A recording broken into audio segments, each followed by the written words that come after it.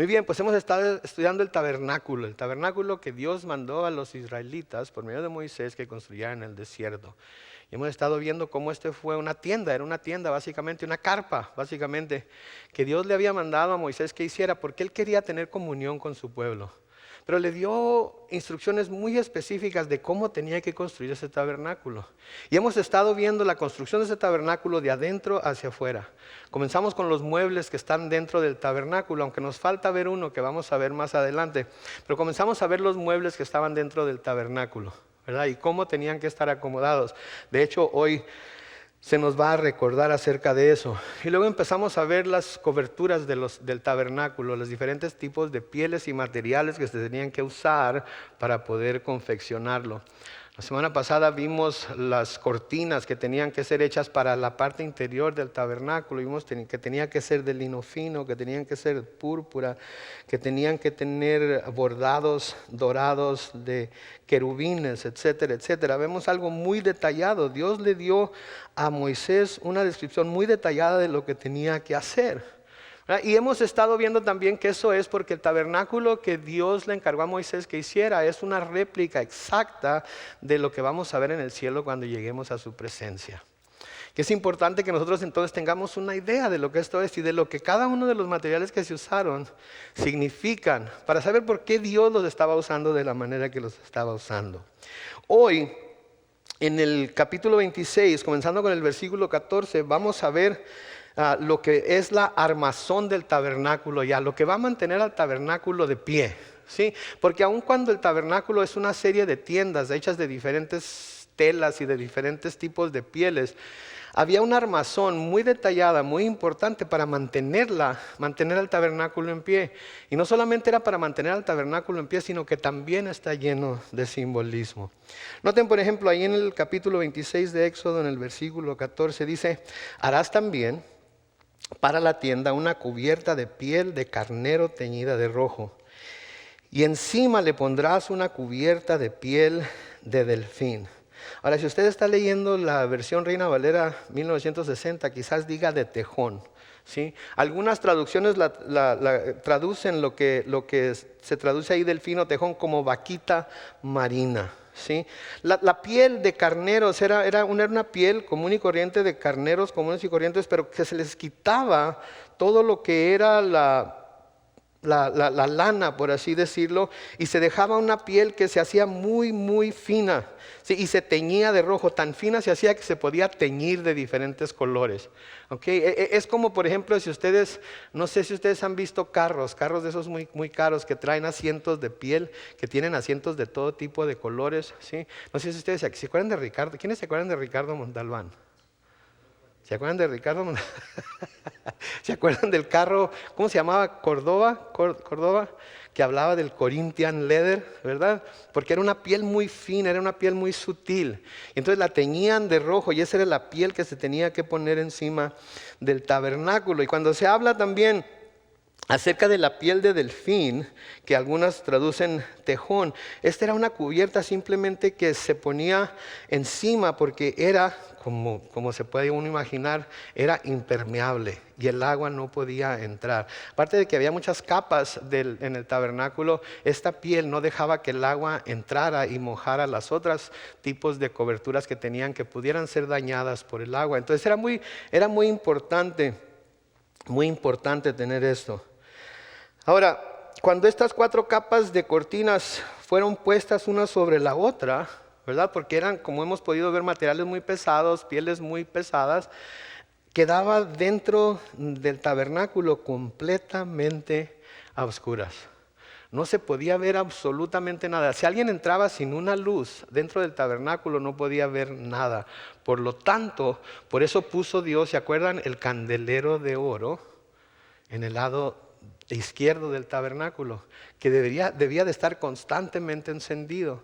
Esas 7 lámparas tenían que estar constantemente encendidas para que el sacerdote, cuando entrara a servir a Dios, cuando entrara a dar su servicio a Dios, pudiera ver lo que estaba haciendo.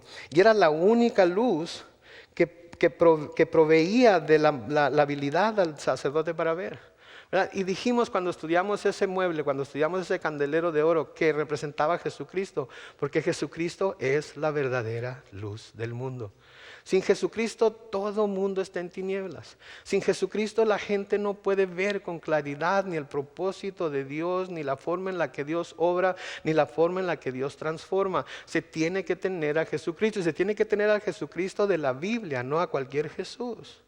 Porque hay religiones, hay sectas que tienen a Jesús o predican a Jesús, pero no es el Jesús de la Biblia, es otro Jesús.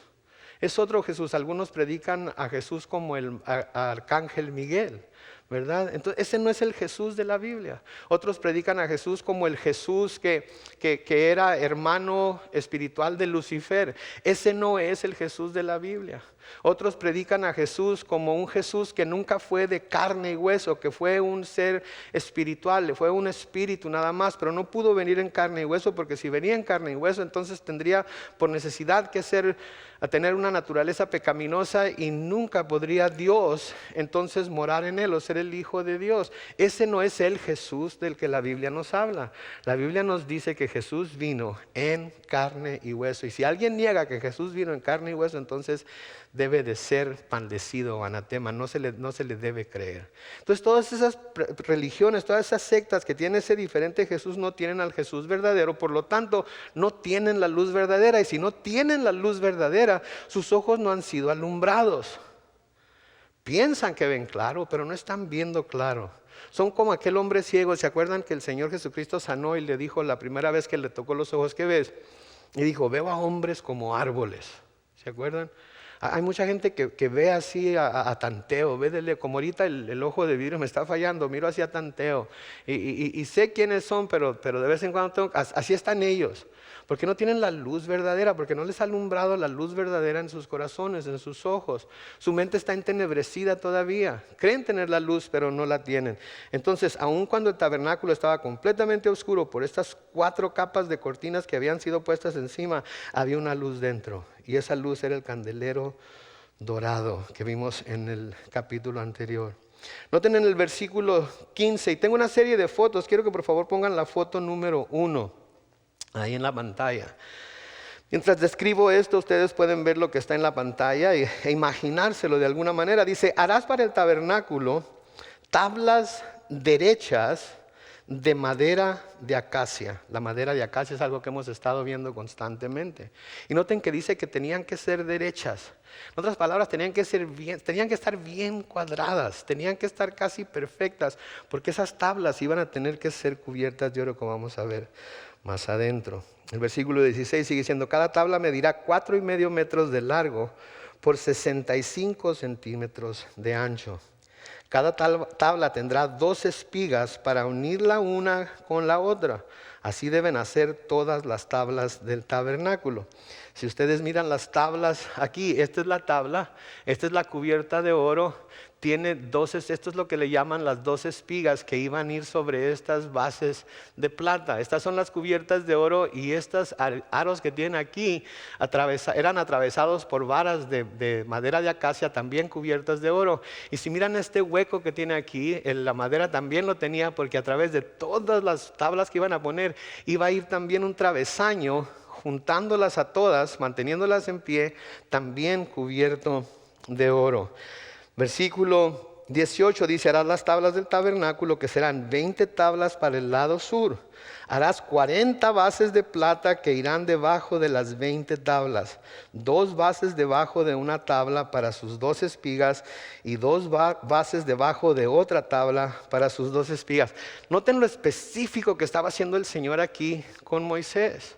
Le estaba diciendo exactamente lo que tenía que hacer. No estaba dejando nada, de tal manera que Moisés lo pudiera malinterpretar, de tal manera que Moisés pudiera, no le entendí, dijo que de cuánto, de qué medida. No, le está dando exactamente.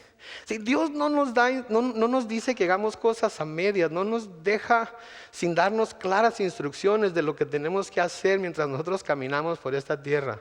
La palabra de Dios es muy clara. Hay gente que dice, es que yo no le entiendo, es que no sé lo que quiere decir, es que necesito a alguien que me lo interprete, es que necesito a alguien que me lo enseñe.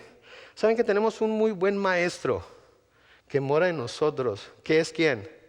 El Espíritu Santo. Pero saben que tenemos que estar dentro de la palabra, tenemos que estar leyéndola, tenemos que estar estudiándola, tenemos que estar meditando en ella, tenemos que estar constantemente pensando en lo que leemos cada día y cómo esto puede aplicarse a nuestra vida, si es que tiene una aplicación a nuestra vida. Y podemos buscar en ella los diferentes temas de todas las cosas que podemos nosotros enfrentar en la tierra mientras estamos aquí, y tiene instrucciones específicas y detalladas de lo que debemos hacer.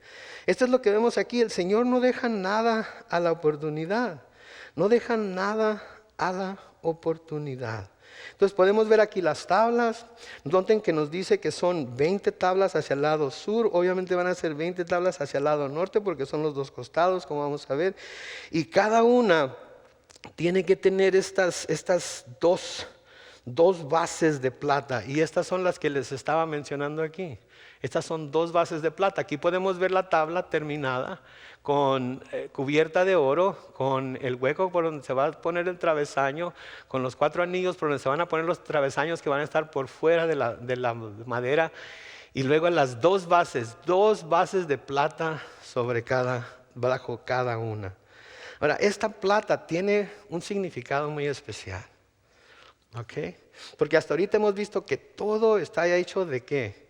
De madera de acacia y oro. Lo único que no está hecho con madera es el propiciatorio, que es la tapadera del arca del testimonio, que son los 2 querubines que están frente el uno del otro. Eso es de puro oro hecho a martillo, ¿se acuerdan? Y lo otro que es de puro oro es el candelero. Estas son representaciones específicas y claras de Jesucristo, porque Él fue la propiciación por nuestros pecados, y Él, como ya mencionamos, es la luz del mundo. Todo lo demás era oro y madera de acacia. Y dijimos que la madera de acacia representaba ¿qué? La humanidad. Y el oro representaba ¿qué? La deidad. Y vemos que el tabernáculo, por cómo estaba construido, los materiales de lo que estaba construido, estaba representando la unión que había entre la humanidad y Dios. Ahora, esta es la parte no completamente exterior. Disculpen, se me está moviendo el lente de contacto y no. Gracias. Híjole. Yo sé por qué te estás agarrando la nariz y te está moviendo el lente de contacto. Porque todo está conectado. Es más, ¿me permiten quitármelo? ¿Sí? Ok, voltéense porque puede salir sangre, ¿ok? Fíjense bien.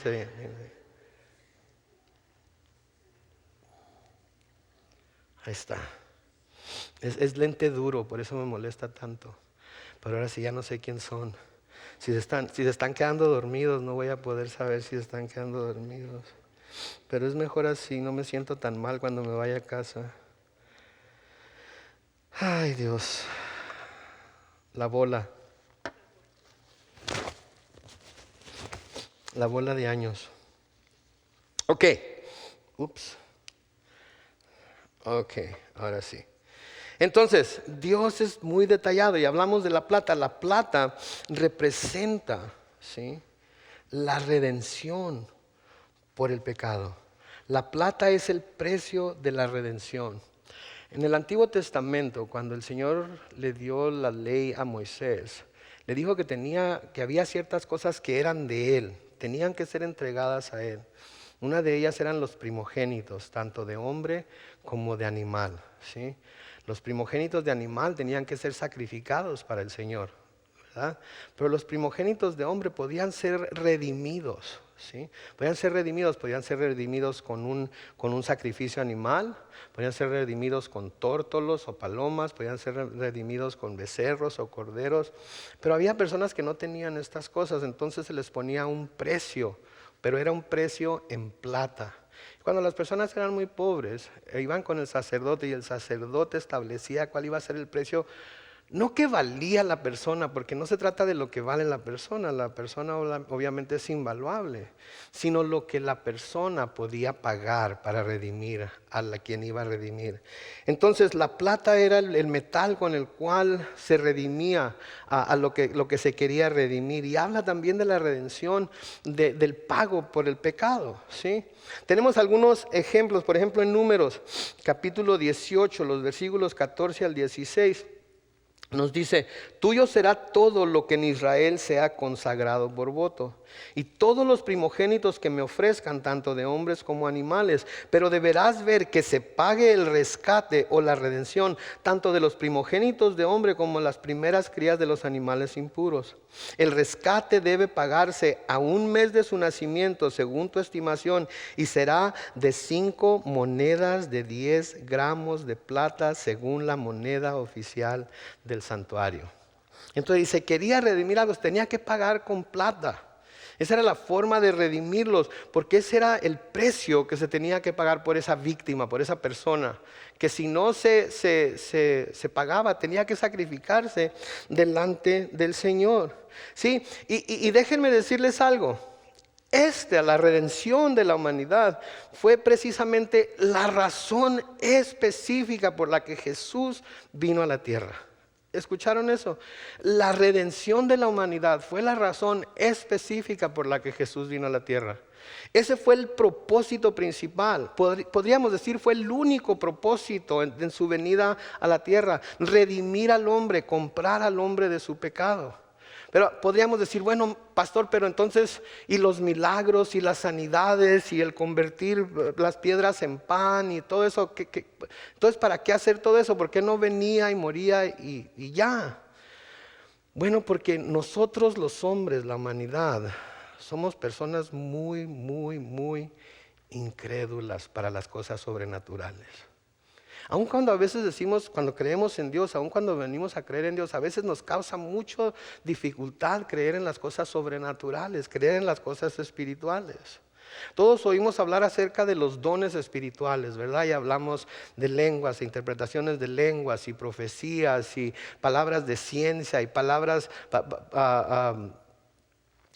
proféticas y todo. Pero ¿saben ustedes que la mayoría de cristianos nunca han experimentado los dones del Espíritu? ¿Y saben por qué es? Por la incredulidad. Por la incredulidad a las cosas espirituales. Porque tienen miedo. Porque no saben cómo reaccionar. Porque han visto en diferentes iglesias, en diferentes sectas, gente que abusa de estos dones. Y por lo tanto han descartado el hecho de que los dones espirituales pudieran venir de parte de Dios. Pero Dios quiere dar dones espirituales a sus hijos. Dios quiere dar dones espirituales a su pueblo.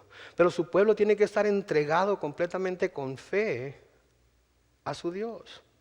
¿Sí? A menudo Dios nos da profecías. A menudo Dios nos da palabras de ciencia. A menudo Dios nos quiere usarnos para manifestar sus dones. Pero en nuestra mente, aun cuando quisiéramos decir esas palabras, aun cuando quisiéramos hablar esas lenguas, hay ¿y qué si soy yo? ¿Y qué si abro la boca y es una tontería lo que digo? ¿Y qué si esto no es de Dios? ¿Y qué si esto, aquello, lo otro?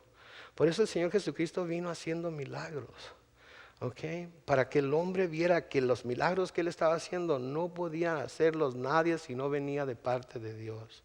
Sí, es más, ¿se acuerdan de Nicodemo en Juan capítulo 3? Cuando vino con el Señor de noche, le dijo: Señor, sabemos que tú vienes de Dios, porque nadie hace lo que tú haces si Dios no estuviera con él.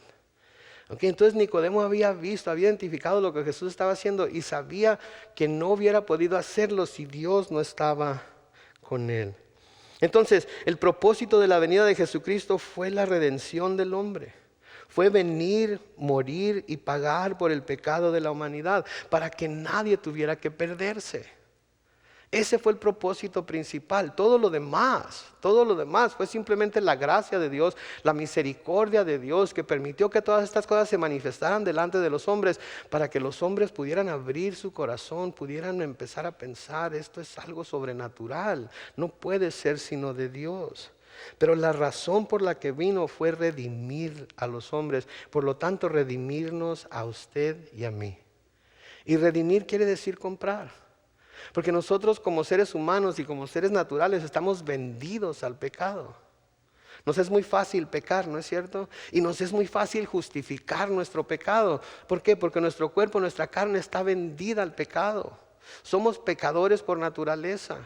¿Sí? No somos pecadores porque pecamos pecamos porque somos pecadores. ¿Sí? Eso es lo único que nos viene fácil, el pecado de pensamiento, el pecado de palabra, el pecado de obra.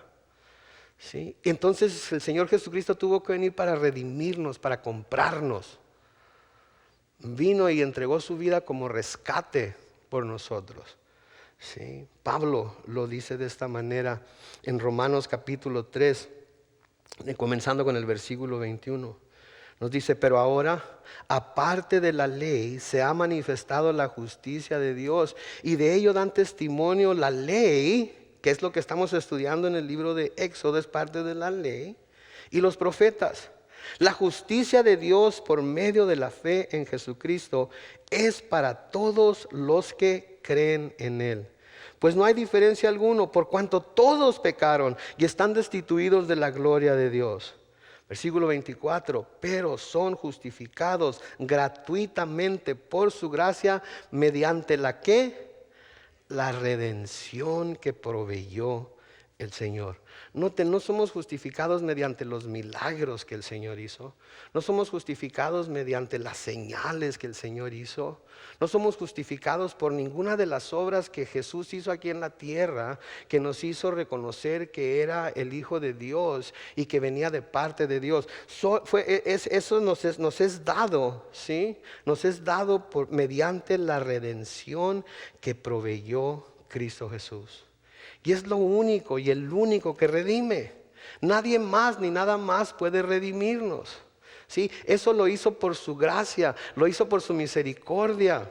Lo hizo fue comenzado por Dios, fue terminado por Dios.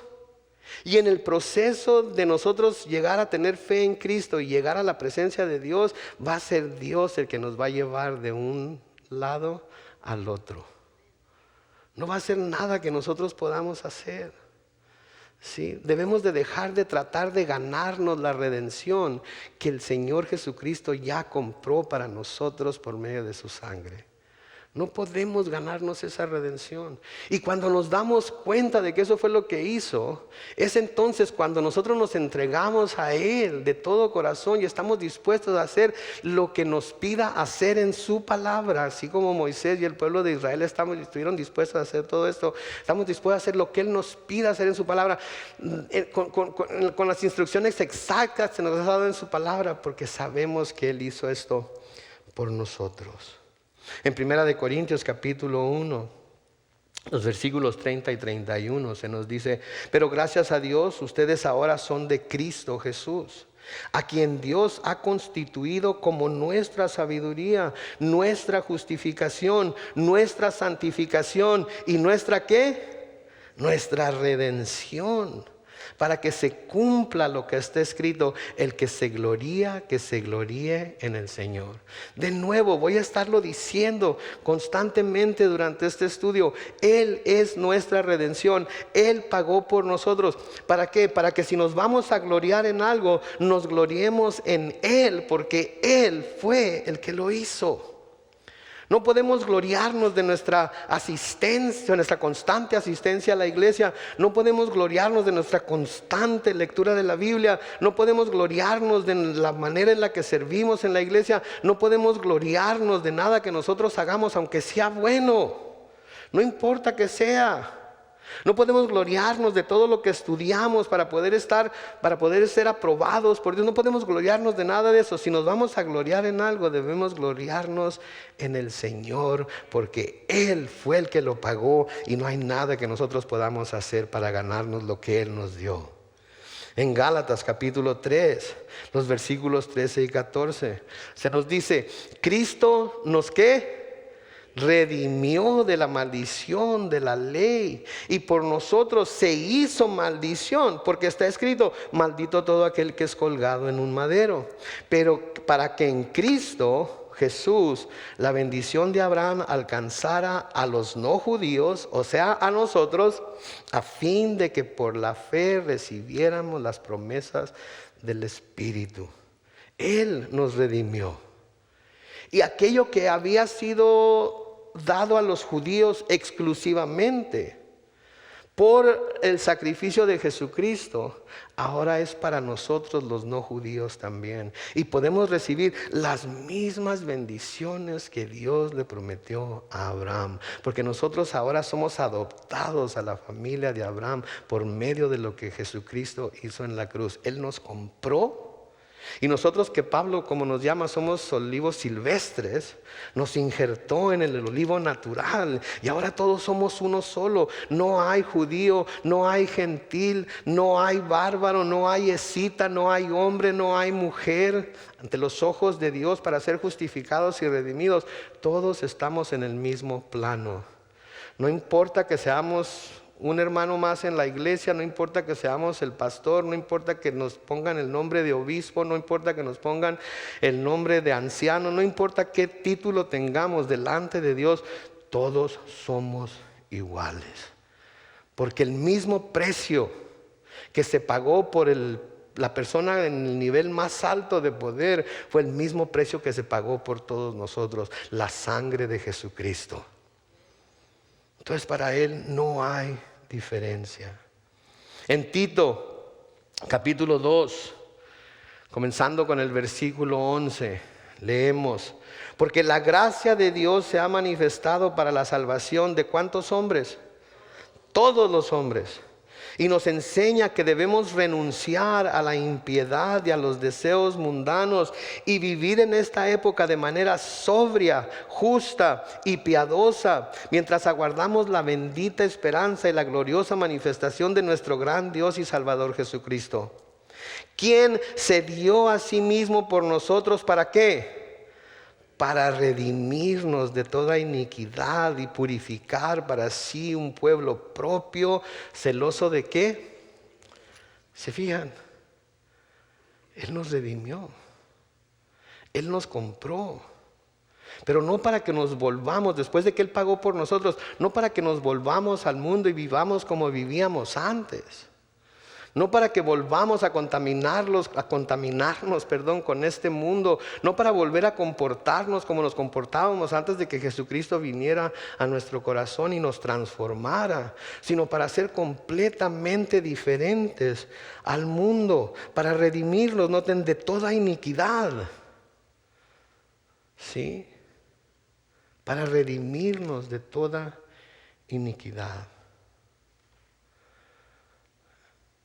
Para poder tomarnos y hacernos nuevos, para purificarnos, para que seamos su pueblo.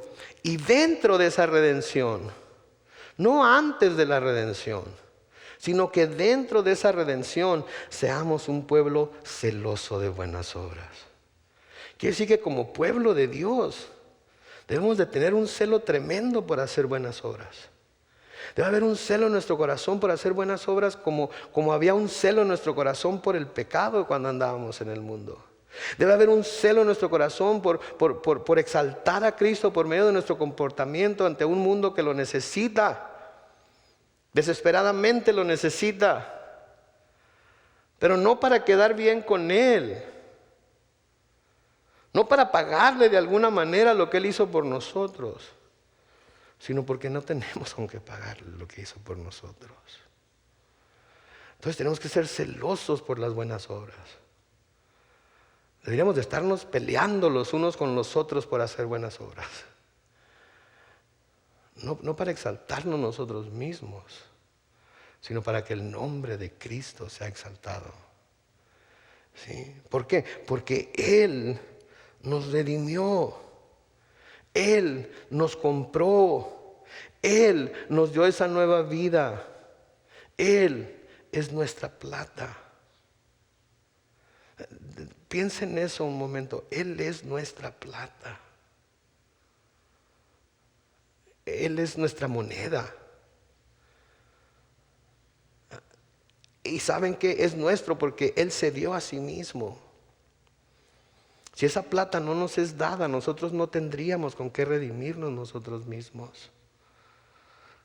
¿Se dan cuenta? La plata es el precio de la redención.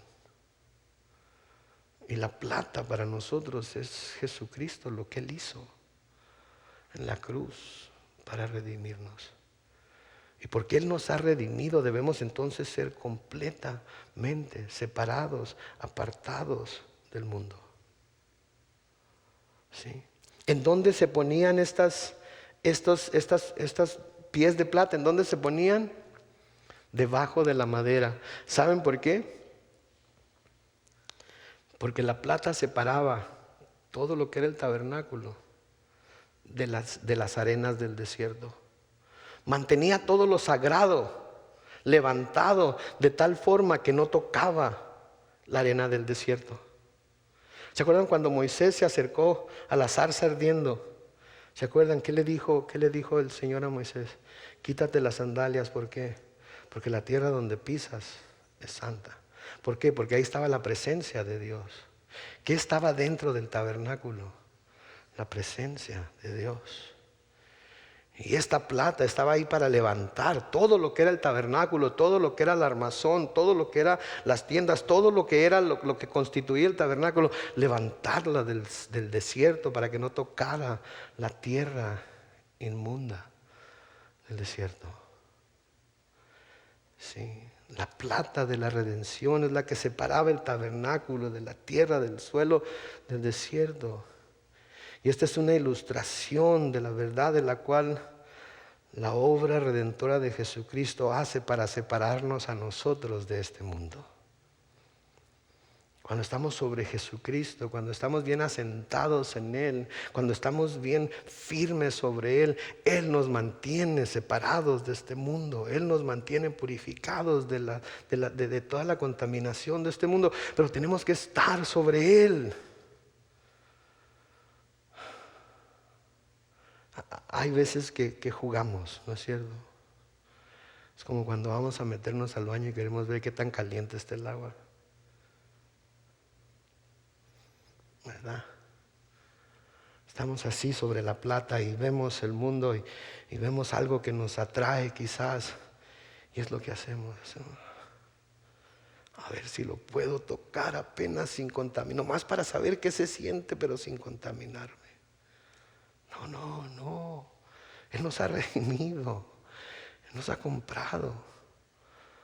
No puede. Digo, el Señor lo dijo muy claro, muy, de una manera muy fuerte, pero lo dijo muy claro. No podemos ser como el perro que vuelve a su vómito. No debemos de ser. Él nos redimió, Él nos compró, y no con plata y oro que son corruptibles, sino con ¿qué? Con la sangre preciosa de su Hijo Jesús.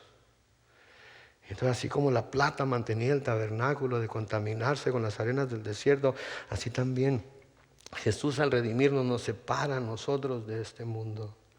Lean conmigo lo que dice Colosenses capítulo 1, comenzando con el versículo 9.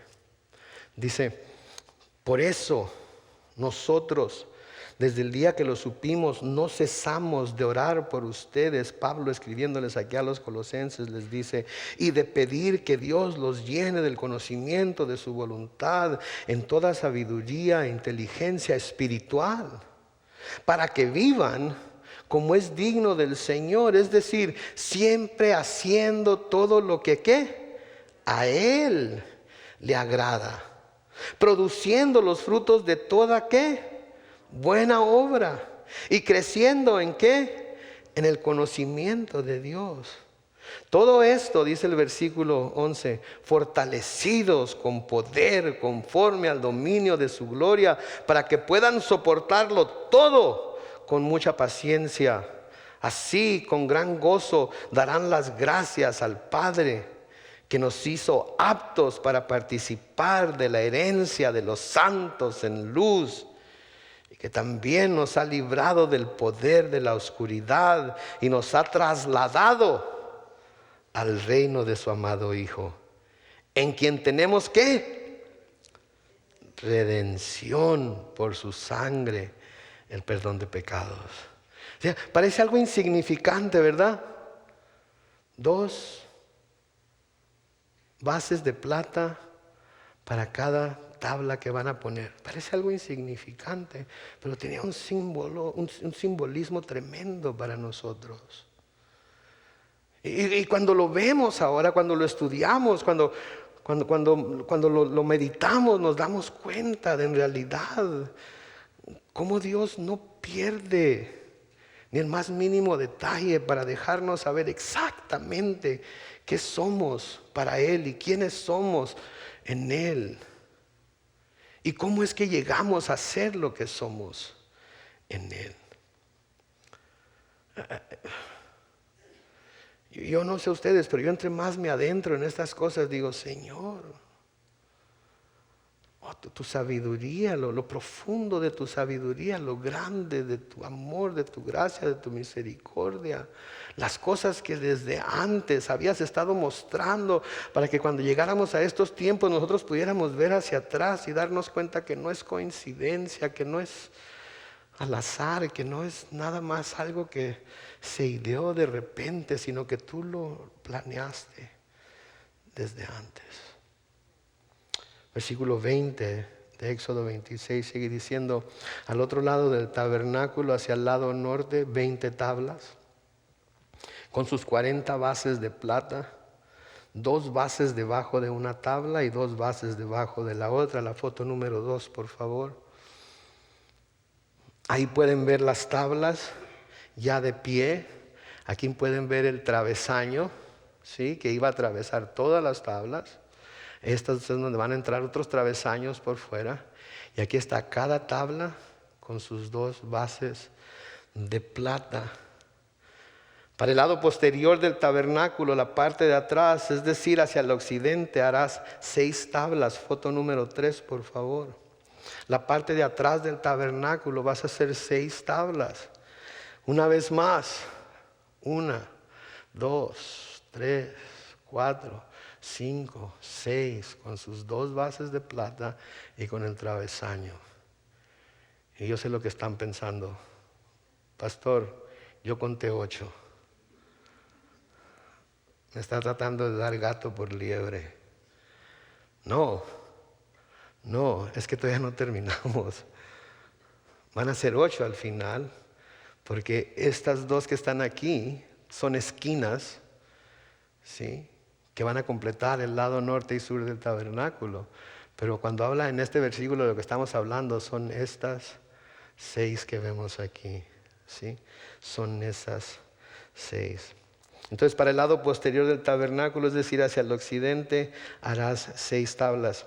Ahora, si esta es la parte posterior del tabernáculo, hacia el occidente, ¿hacia dónde miraba el frente del tabernáculo?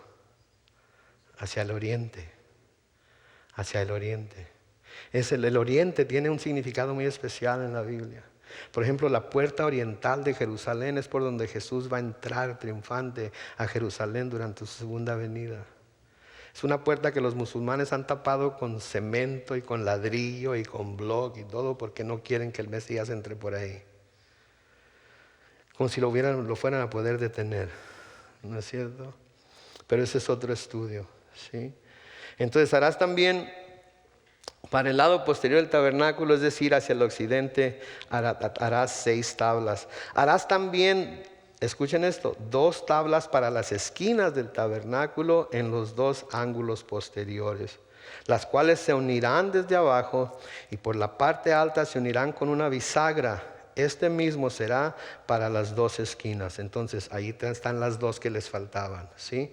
Eran las 2 esquinas. Versículo 25 dice: de modo que serán 8 tablas con sus bases de plata, es decir, 16 bases, 2 bases debajo de una tabla y 2 bases debajo de otra tabla.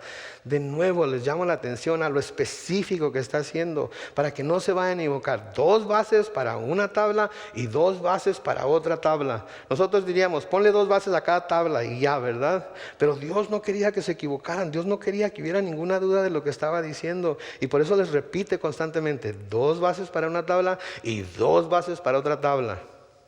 Papás, así es como les tienen que hablar a sus hijos a veces, ¿ok?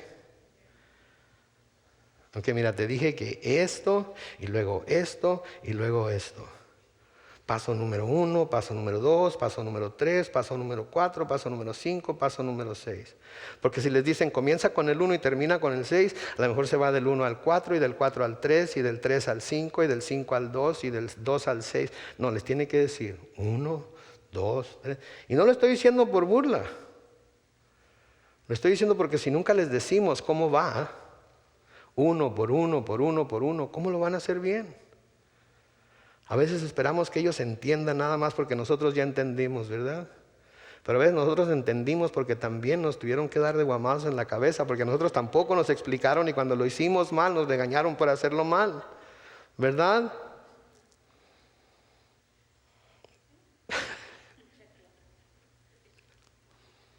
Dios nos da el ejemplo, Dios nos da el ejemplo, ¿sí? Entonces serán 8 tablas con sus bases de plata, es decir, 16 bases, 2 bases debajo de una tabla y 2 bases debajo de la otra. Versículo 26, harás también 5 travesaños de madera de acacia para las tablas de un lado del tabernáculo, y 5 travesaños para las tablas del otro lado del tabernáculo, y 5 travesaños para las tablas del lado posterior del tabernáculo al occidente. Noten la foto 2, y el travesaño de en medio pasará por en medio de las tablas y de un extremo al otro. De nuevo, podemos ver ahí, este es el travesaño del que está hablando, ¿sí? Y luego los otros 5 travesaños son los que están para la parte exterior. Versículo 29 sigue diciendo, recubrirás de oro las tablas y harás de oro sus anillos para pasar por ellos los travesaños, y también recubrirás de oro los travesaños. Y levantarás el tabernáculo según el modelo que te fue mostrado en el monte. Noten la foto número 4. Así iba a quedar el tabernáculo una vez que todas las tablas cubiertas de oro, con sus capitales, con los travesaños que iban a atravesar por dentro todas las tablas, y los travesaños de afuera son 4, con el de arriba son 5, quedaran en su lugar. Así es como se miraría sin ninguna de las cubiertas.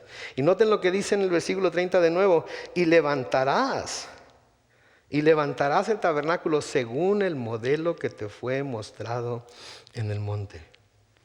De nuevo, esta es la tercera vez que Dios le da estas instrucciones a Moisés. Esto mismo le dijo en Éxodo 25:9, se lo dijo en Éxodo 25:40 y aquí en Éxodo 26:30. Y esto de nuevo sugiere que Moisés recibió una visión exacta de cómo se debería ver el tabernáculo. Y él, en turno, ¿sí?, tendría que comunicar esta visión a los artesanos, a quienes Dios había dado la habilidad para construir el tabernáculo de acuerdo con la visión que Dios le dio a Moisés. ¿Saben que Dios trabaja de la misma manera en su iglesia hoy? Dios da visiones a los líderes, Dios da visiones a su pueblo. Él da visiones de cómo debe ser hecha su obra. Y en la mayor parte los líderes pasan esa visión a los demás que Dios ya ha habilitado para llevar a cabo el trabajo. Y saben que yo creo firmemente que Dios nos da visiones a los pastores, a los líderes, pero también a su pueblo. Y Él quiere que se haga las cosas en su iglesia en la forma exacta que Él da esas visiones. Porque no solamente da visiones, sino que da dones, talentos y habilidades para que todos participemos en la obra que Él quiere que hagamos. Y eso es lo que pasa, ¿sí? Eso es lo que pasa cuando la iglesia está afín con el corazón de Dios y estamos constantemente orando para que Él nos dirija. Sí, puedo darles varios ejemplos de esto. Por ejemplo, la colecta de cobijas. No fue algo que así nada más, vamos a colectar cobijas. No, Tito tuvo una visión de llevar cobijas a las familias de maneaderos.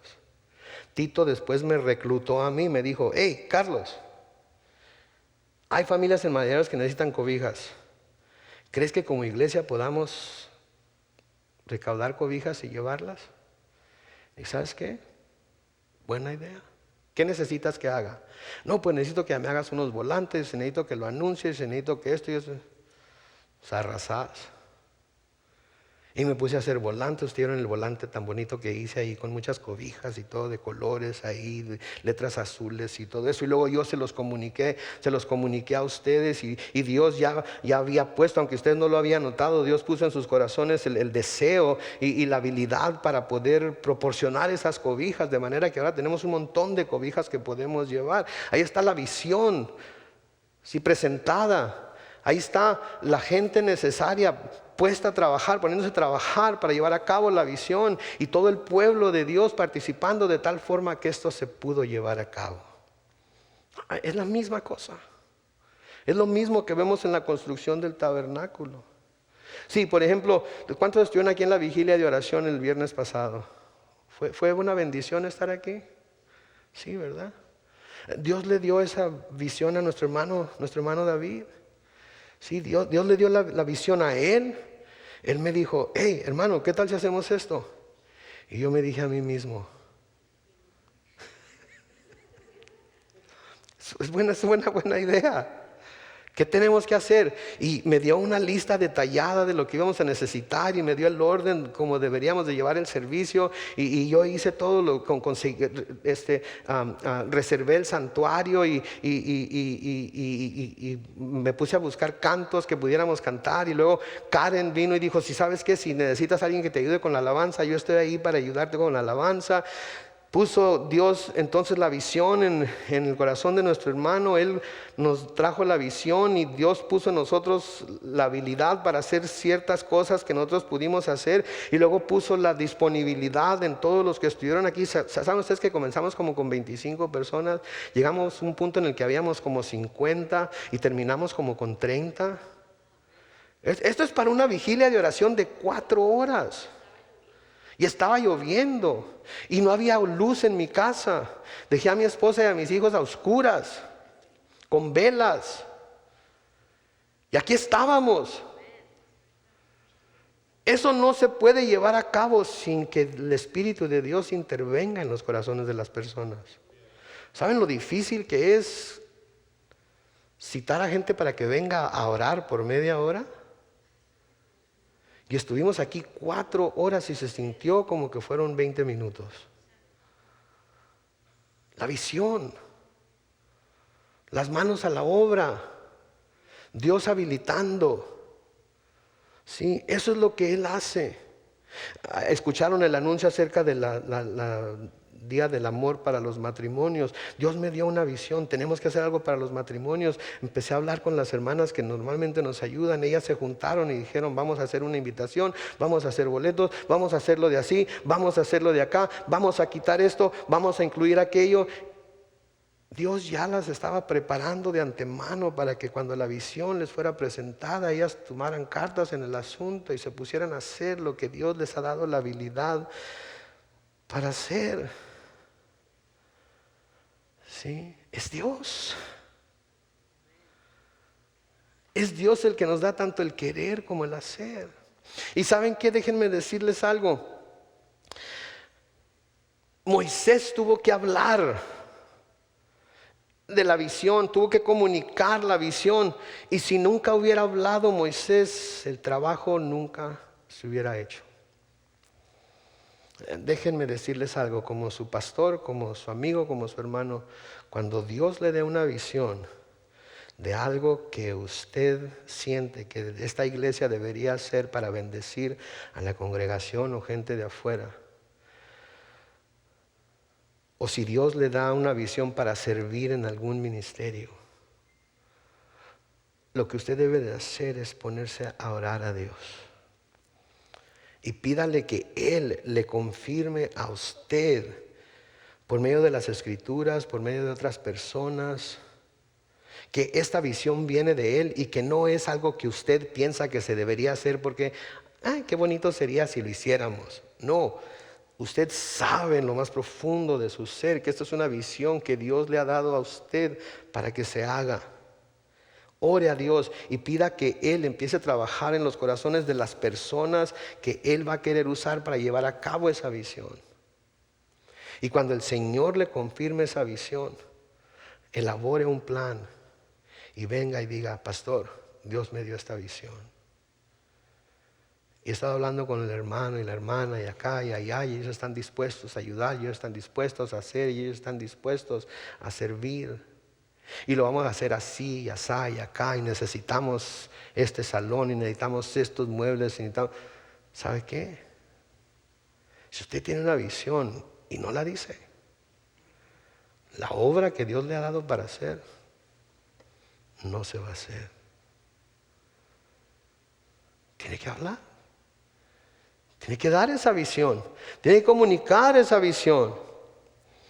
Cuando recibe la confirmación de Dios, entonces empieza a orar por las personas que necesita para hacerlo. Dios le va a traer esas personas. Dios va a traer otras personas que le va a decir, ¿sabes qué? He estado pensando en que pues, deberíamos de hacer esto. ¡Ah! Yo también. ¿Habrá más gente que se sienta como nosotros? Pues vamos orando para ver si el Señor trae más personas. Y cuando esa visión se confirme, hable. Versículo 31 de Éxodo 26 sigue diciendo, harás también un velo de azul, púrpura, carmesí, lino torcido, bellamente trabajado con querubines. Foto 4, ¿esa es la foto 4? Sí, esa es la foto 4. Y de lo que está hablando aquí, está hablando del velo interior que separaría... Se me fue la luz, que separaría el lugar santo del lugar santísimo. Se me apagó el puntito rojo. Ahí estaba. Este es el velo del que está hablando aquí, ¿sí? Este es el velo del que está hablando aquí. Este sería el lugar santo, este sería el lugar santísimo. Entonces, eso es de lo que está hablando ahí. Harás también un velo de azul, púrpura, carmesí, lino torcido, bellamente trabajado con querubines. Y lo pondrás sobre 4 columnas de madera de acacia, que son las 4 columnas que se ven ahí, recubiertas de oro con sus capitales de oro sobre bases de plata. De nuevo, pondrás el velo debajo de los corchetes y ahí adentro del velo meterás el arca del testimonio, y ese velo le servirá de separación entre el lugar santo y el lugar santísimo. Pondrás el propiciatorio en el lugar santísimo sobre el arca del testimonio. Fuera del velo pondrás la mesa y el candelero frente a la mesa al lado sur del tabernáculo, y la mesa la pondrás en el lado norte. Foto número 5, por favor. Ahí en la foto número 5 podemos ver las muebles, ¿sí? Que de los que ya hemos hablado. Está la mesa del pan de las propiciaciones hacia mi lado derecho. Está el candelero de oro hacia el lado izquierdo. Ahí atrás en el lugar santísimo está el arca del testimonio. Encima está el propiciatorio. Y el mueble que se mira ahí en medio, enfrente del velo, lo vamos a ver más adelante. Ese es el altar del incienso. Eso es lo que está describiendo aquí. En el versículo 36 seguimos leyendo, y por favor pongan la foto número 6. Para la puerta del tabernáculo harás una cortina de azul, púrpura, carmesí y lino torcido, obra de recamador. Para la cortina harás 5 columnas de madera de acacia, las cuales recubrirás de oro con sus capiteles de oro, y fundirás para ellas 5 bases de bronce. Estas son las 5 columnas del frente. Esa es la cortina que se debería de tejer, ¿sí? Y luego tiene todas las cubiertas que tenía encima el tabernáculo. Pero aquí se nos presenta algo nuevo. ¿Se dieron cuenta de qué era? El bronce. El bronce. Este es un nuevo material. Pero noten que no está dentro del tabernáculo. ¿En dónde está? Aquí es en donde empieza la parte exterior del tabernáculo. Y esto también tiene su significado.